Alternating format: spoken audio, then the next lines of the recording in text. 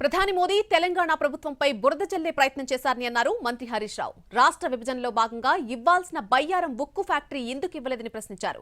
Warangal railway coach factory కూడా ఇవ్వలేదని చెప్పారు. తెలంగాణ అభివృద్ధికి కేంద్రం అడుగడుగునా అడ్డుపడుతోందని విమర్శించారు మంత్రి హరీష్ రావు. ఏం మాట్లాడతాడు? ఎంతసేపు మన మీద బురద జల్లే పని. రాష్ట్రమట కేంద్రానికి సహకరిస్తలేదట. ఇదేమన్నారు చూడు, దొంగే దొంగ దొంగ అన్నట్టున్నది. ఉల్టా చోర్ కోత్వాల్కు డాంటే అంటే ఇదే దొంగనే ఉల్టా ఏదో అన్నట్టున్నది కథ. ఇది అసలు ఎవరెవరికి సహకరించలే? మా రాష్ట్ర విభజన చట్టంలో బయ్యారం ఉక్కు ఫ్యాక్టరీ పెట్టమంటే ఎగబెట్టింది నువ్వు. రైల్వే కోచ్ ఫ్యాక్టరీ వరంగల్లో పెట్టాలంటే ఎగబెట్టింది నువ్వు. ఈ రాష్ట్రానికి ఒక్క మెడికల్ కాలేజీ ఇవ్వండి నువ్వు. ఈ రాష్ట్రానికి జాతీయ ప్రాజెక్ట్ ఇవ్వండి నువ్వు. ఈ రాష్ట్రానికి సహకరించకుండా ఈ రాష్ట్రాన్ని ఇబ్బంది పెడుతున్నటువంటిది నరేంద్ర మోడీ గారు.